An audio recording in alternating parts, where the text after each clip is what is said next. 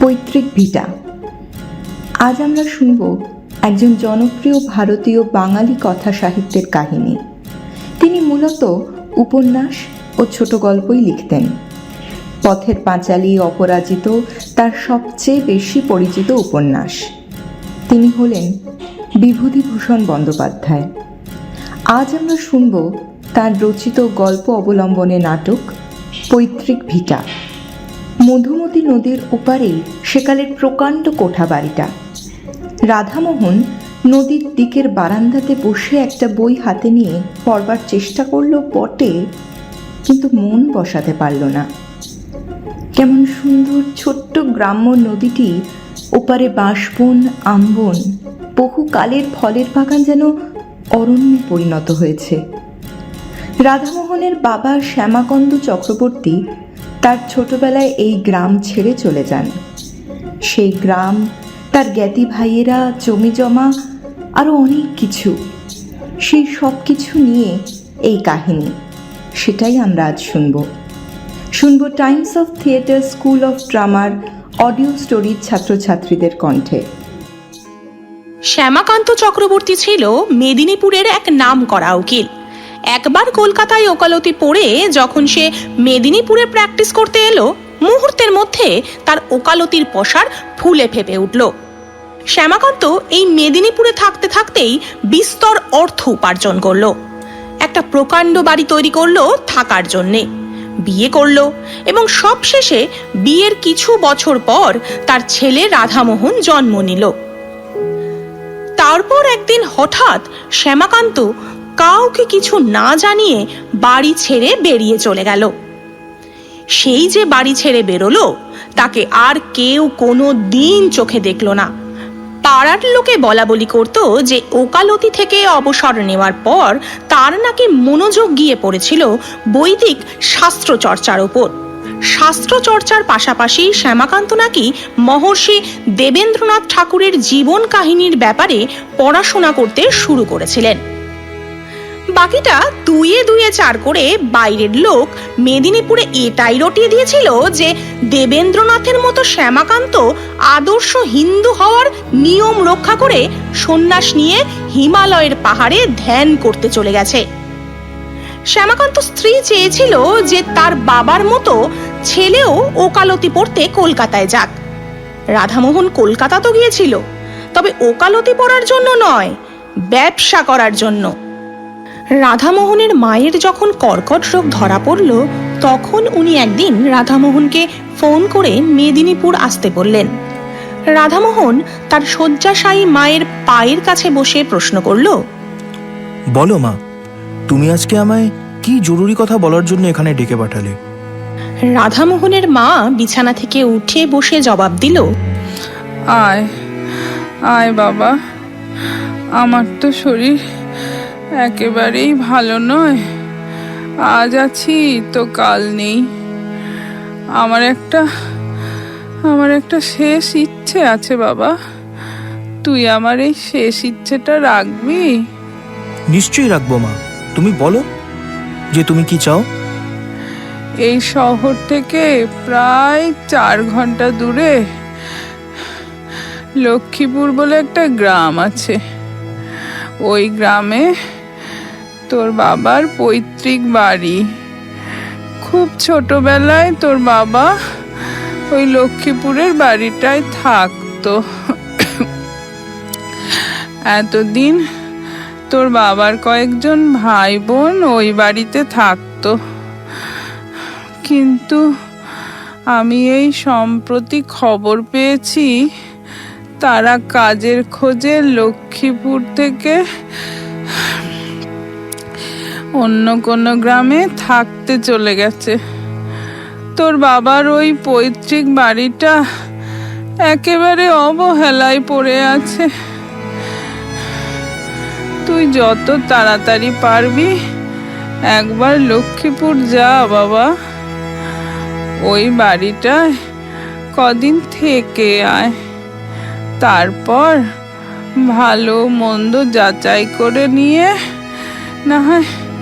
না হয় বাড়িটা বিক্রি করার ব্যবস্থা করিস। মায়ের এই শেষ ইচ্ছের কথা শুনে রাধামোহন একটা দীর্ঘশ্বাস ফেলল, তারপর উত্তর দিল, আচ্ছা মা, ঠিক আছে, আমি তাহলে পরশুদিনই লক্ষ্মীপুর যাব। দেখা যাক পৈতৃক বাড়িটার আমি কি হিল্লে করে আসতে পারি।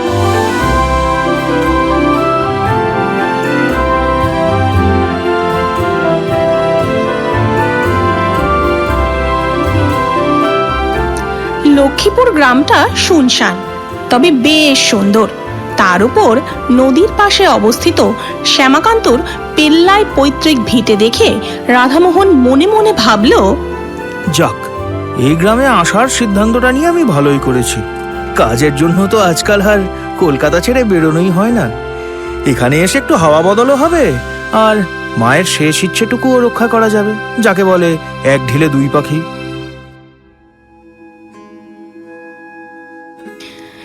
একা এত বড় বাড়িতে রাধামোহন কোনো দিন থাকেনি। তার এই অনুভূতিটা বেশ লাগছে। ঘুম থেকে উঠে গ্রামে একটু বেড়ানো, তারপর বিকেলবেলায় এসে বারান্দায় বসে নদী আর চারপাশের বাঁশ আর আম বাগান দেখা, এই ছিল রাধামোহনের সারাদিনের রুটিন। লক্ষ্মীপুরে এসে রাধামোহন প্রথমে ভেবেছিল যে এই ফাঁকা বাড়িতে খাওয়া দাওয়ার ব্যবস্থা করতে একটু অসুবিধে হবে, কিন্তু তারপর যখন পাশের বাড়ির বৃদ্ধ ভৈরব মল্লিক তার পুরো দেখাশোনার ভারটা নিজের কাঁধে নিয়ে নিলেন, তখন আর কোনোই চিন্তা থাকলো না রাধামোহনের। একদিন বিকেলে ভৈরব মল্লিকের বড় ছেলে কেষ্ট এসে বলল, দাদা, আজকে না হয় এই বারান্দায় বসে চা না খেয়ে আমাদের বাড়িতে গিয়ে একটু চা খেলে। রোজই ভাবি চায়ের সময়টায় তোদের বাড়ি গিয়ে একটু আড্ডা দেব, কিন্তু কি জানিস, তারপরে এই বারান্দা আর তার বাইরে ওই অপরূপ সুন্দর দৃশ্যটা দেখে না আমার মনটা গলে যায়। তাই শত ইচ্ছে থাকলেও বারান্দা ছেড়ে বিকেলবেলায় আমি আর কোথাও যেতে পারি না রে। বাবা কেষ্ট, কিছু মনে করিস না, তুই একটু এখানেই আমার চাটা নিয়ে আসবি রে।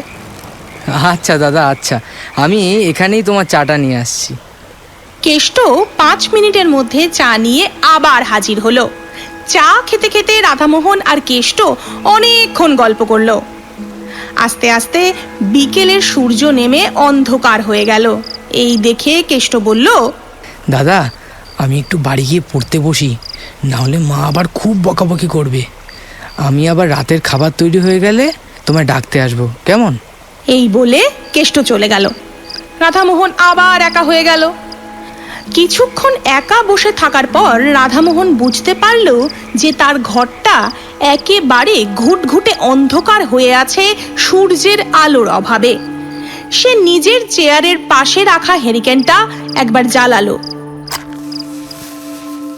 হেরিকেনটা জ্বালানোর পর মুহূর্তেই সে পেছন থেকে একজনের পায়ের শব্দ শুনতে পেল। পেছন ঘুরে না তাকিয়েই রাধামোহন হাসতে হাসতে বলল, কিরে কেষ্ট, এর মধ্যেই রাতের খাবার তৈরি হয়ে গেছে নাকি? তার এই কথার উত্তরে একটা বাচ্চা মেয়ের গলা তাকে বলল, আমি কেষ্ট নই, আমি লক্ষ্মী। এই শুনে রাধামোহন ঘুরে বাচ্চা মেয়েটির দিকে তাকালো। সে হেরিকেনের আলোয় দেখলো একটা দেওয়ালের আড়াল থেকে 10-11 বছরের একটা টুকটুকে ফর্সা মেয়ে তার দিকে ড্যাব ড্যাব করে তাকিয়ে আছে। রাধামোহন মেয়েটাকে হাতছানি দিয়ে এগিয়ে আসার ইশারা করলো। আড়াল থেকে বেরিয়ে এসে মেয়েটা রাধামোহনের মুখোমুখি এসে দাঁড়ালো। এবার রাধামোহন মেয়েটাকে প্রশ্ন করলো, তোমার নাম লক্ষ্মী? হ্যাঁ। তোমার নামটা তো খুব সুন্দর।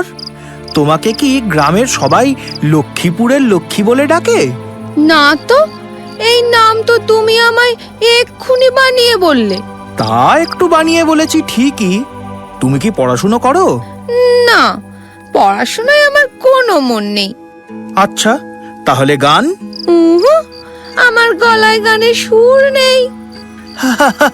তাহলে তো আমাদের লক্ষ্মী রানী বিয়ের বাজারে পিছিয়ে পড়বে দেখছি। রান্না জানো কি? হ্যাঁ। আচ্ছা, তাহলে আমাদের লক্ষ্মী রানী কি কি রান্না জানে? আমি সব রান্না জানি। তুমি সব রান্না জানো? ওরে বাবা, এ তো চমৎকার ব্যাপার।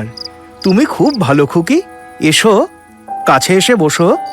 না, এখন বসবো না। কেন? তোমার কোনো কাজ আছে এখন? না, কাজ কিছু নেই। তাহলে আর চিন্তা কিসের, একটু না হয় বসেই যাও। না, আমি বরং এখন যাই, তুমি খেয়ে এসো। ভাত হয়ে গেছে? আর আধ ঘন্টার মধ্যে হয়ে যাবে। রাধামোহন লক্ষ্মীর এই কথার উত্তর দেওয়ার আগে একবার সামনে তাকিয়ে হেরিকেনের আলোর তেজটা বাড়ালো, কিন্তু সে যখন আবার পিছন ফিরে ওই খুকির সঙ্গে কথা বলতে গেল, সে দেখল ঘরে কেউ নেই, খুকি চলে গেছে। খুকির কথা মতো রাধামোহন 1 ঘন্টা পর মল্লিকদের বাড়িতে পৌঁছে গেল রাতের খাবার খেতে। রাধামোহনকে আসতে দেখে ভৈরব বলল, এসো বাবা এসো, রান্না প্রায় হয়েই এসেছে। হ্যাঁ জানি, আপনার মেয়ে সেই খবর আমায় দিয়েছে।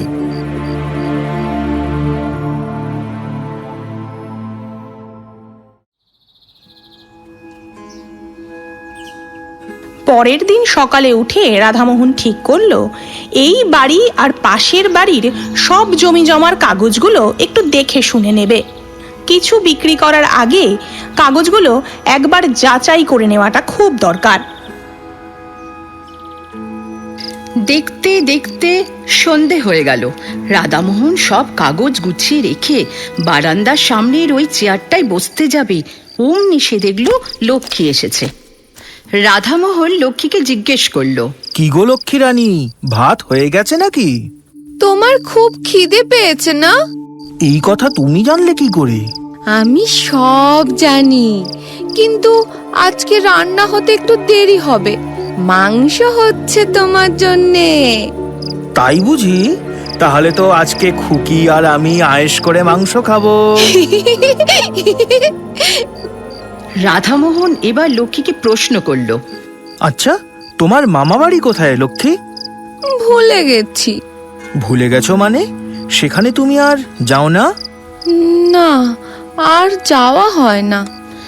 রাধামোহন এই শুনে মনে মনে ভাবলো, লক্ষ্মী খুবই সরল আর নিষ্পাপ মেয়ে, একটু লাজুকও বটে, তবে আমার সঙ্গে ভালোই কথা বলে। লক্ষ্মী হঠাৎ রাধামোহনকে জিজ্ঞেস করলো, তুমি একা এসেছো কেন? কেন জিজ্ঞেস করছো বলো তো? তোমার বউ বাচ্চা থাকলে তাদেরও একদিন নিয়ে এসো না। এই এত বড় বাড়িটা খালি পড়ে থাকে, একটু লোকজন আসলে বেশ হুল্লোড় হবে। তুমি হুল্লোড় করতে খুব ভালোবাসো, তাই না? খুবই ভালোবাসি, কিন্তু এই বাড়িতে তো কত দিন হয়ে গেল কেউ আর আসে না। তাতে কি খুব খারাপ লাগে তোমার? বারে, লাগবে না? বেশ একটু এই বাড়িতে লোকজন আসবে, সব ঘরে আলো জ্বলবে, হইচই হবে। এই কথা বলতে বলতে লক্ষ্মী হঠাৎ থেমে গেল। তারপর রাধামোহনকে জিজ্ঞেস করলো, তোমার খুব খিদে পেয়েছে না? অনেকটা দেরি হয়ে গেল, তোমার তো আবার সকালে খাওয়ার অভ্যেস। এই শুনে রাধামোহন অবাক হয়ে প্রশ্ন করলো, আচ্ছা, এটা তুমি জানলে কি করে? ভালো লাগে, বড্ড ভালো লাগে। কি ভালো লাগে? এই যে তুমি এখন এই বাড়িতে এসে কদিন থাকছো। আচ্ছা, ভালো কথা, এবার তুমি যাও, মাংস রান্না হয়ে গেছে। হয়ে গেছে? এটা আবার তুমি জানলে কোথা থেকে? ওই যে আগের দিন বললাম না, আমি সব জানি। আমাদের লক্ষ্মী রানী কিন্তু বেশ পাকা হয়ে যাচ্ছে দিন দিন। আচ্ছা মা, তুমি একটু দাঁড়াও, আমি মুখটা ধুয়ে আসি। আচ্ছা, ঠিক আছে। কিন্তু বাথরুম থেকে ফিরে এসে রাধামোহন দেখল লক্ষ্মী ওই ঘরে নেই। পরের দিন লক্ষ্মী সন্ধেবেলা আসার আগেই রাধামোহন হরিনন্দীর চাকর অমূল্যকে দিয়ে 1 প্যাকেট মিষ্টি লক্ষ্মীর জন্য আনিয়ে রেখেছিল। সন্ধেবেলা লক্ষ্মী ওর কাছে আসতেই রাধামোহন তাকে বলল, এই তো লক্ষ্মী রানী এসে গেছে। আমি তোমার কথাই ভাবছিলাম। আমার কথা? হ্যাঁ, তোমার কথা। কেন, আমি ভাবতে পারি না? তুমি কেন আমার কথা ভাবছিলে আমি জানি। তুমি জানো? হ্যাঁ, আমি জানি, কিন্তু বলবো না। রাধামোহনের কেন জানি মনে হলো যে খুকি সন্দেশের কথাটা সত্যি জেনে ফেলেছে। সে অমূল্যর ওপর রেগে গিয়ে মনে মনে ভাবলো, উফ, এই গ্রামের লোকগুলো কি একটা সামান্য মিষ্টি আনার কথাও পেটে চেপে রাখতে পারে না? এই কথাটাও সবাইকে বলে বেড়ানোর কি দরকার? আশ্চর্য। কি গো, আমাকে সন্দেশ খেতে দেবে না? হ্যাঁ, দেব তো নিশ্চয়ই। তুমি একটু এখানে দাঁড়াও, আমি সন্দেশ নিয়ে আসছি। আর খবরদার, আগের দিনের মতো আমায় না বলে পালিয়ে যাবে না কিন্তু। কিন্তু কে শোনে কার কথা?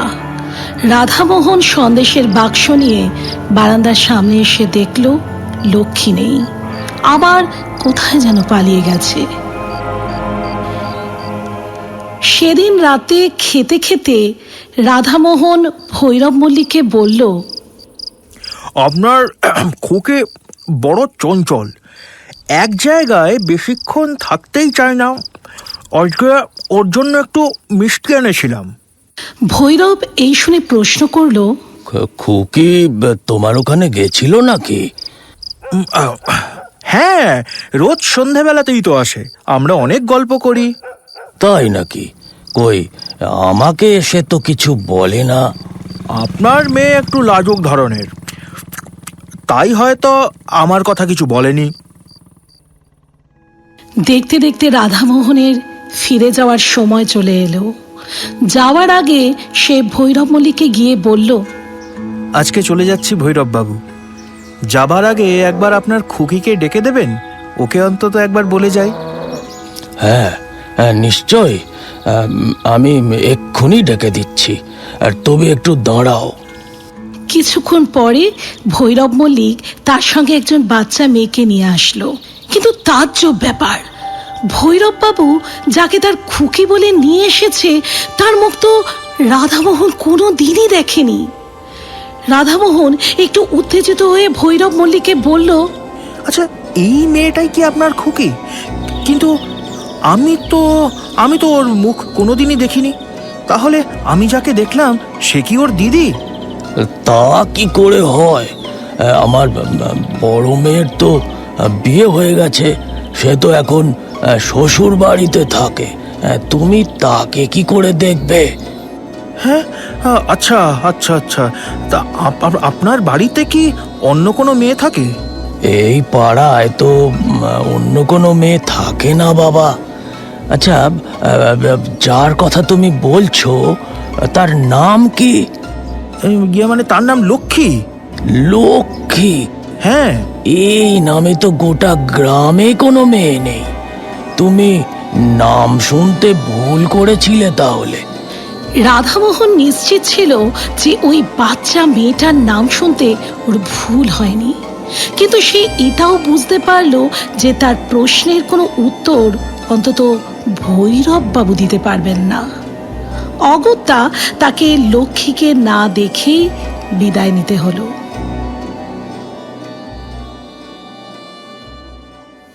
লক্ষ্মীপুর থেকে ফেরার পর কখন যে গোটা 2 বছর কেটে গেছে সেই হিসেব আর রাধামোহন করেনি। একদিন রাধামোহন তার পিসিমার বাড়ি গেছিল।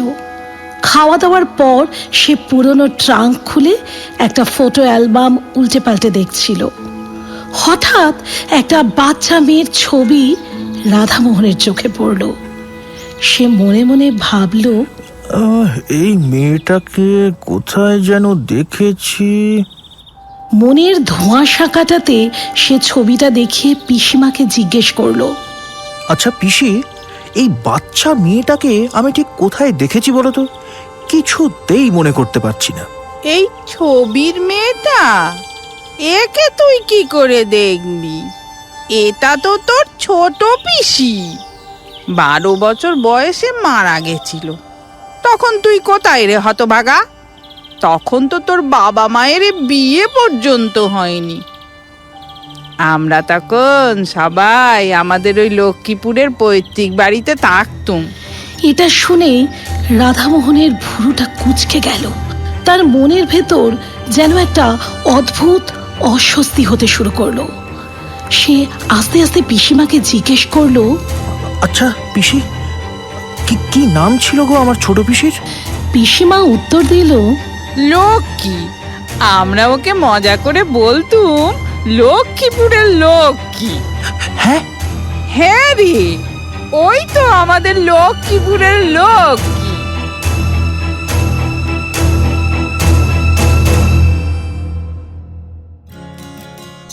এতক্ষণ শুনলেন টাইমস অফ থিয়েটারের অডিও স্টোরির প্রথম ব্যাচের ছাত্রছাত্রীদের উপস্থাপনায় বিভূতিভূষণ বন্দ্যোপাধ্যায়ের কাহিনী অবলম্বনে নাটক পৈতৃক ভিটা।